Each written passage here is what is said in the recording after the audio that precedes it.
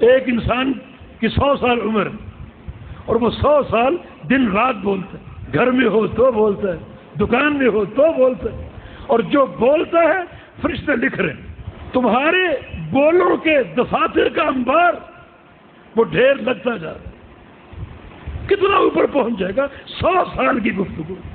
بعض علماء سلف کا کہنا ہے کہ اگر اللہ تعالی ہر شخص پر پابندی لگا دیتا کہ فرشتوں کا کاغذ تم نے خرید کر دینا ہے، تو کتنا کاغذ خریدتے ہم، پھر ہم خاموشی اختیار کر لیتے کہ نہیں بولنا، بڑا مہنگا کاغذ، 100 سال کی گفتگو کا کاغذ کتنا ہوگا۔ یہ صحیفے تیار ہو رہے، قیامت کے دن پھیلا دیے جائیں گے۔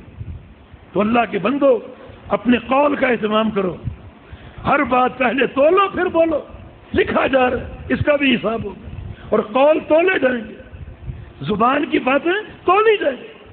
اگر یہ باتیں غیبت ہیں، چغلی ہے، نمیمہ ہے، الزام تراشی ہے، تو پھر یہ گناہوں کے پلڑے کو بھاری کر دیں گے۔ اور اگر یہ باتیں اللہ کا ذکر ہے تو پھر سن لو، سبحان اللہ نصف المیزان والحمدللہ تملأہ، صرف سبحان اللہ اللہ کے آدھے میزان کو بھر دے گا، اور الحمدللہ پورے میزان کو بھر دے گا۔ اور میزان کا ایک پلڑا، اس میں 7 آسمان، 7 زمینیں اور ساری مخلوقات سما سکتی۔ قول، پھر اللہ کا ذکر کرو تاکہ یہ قول تولا جائے اور نیکیوں کا پلڑا بھاری۔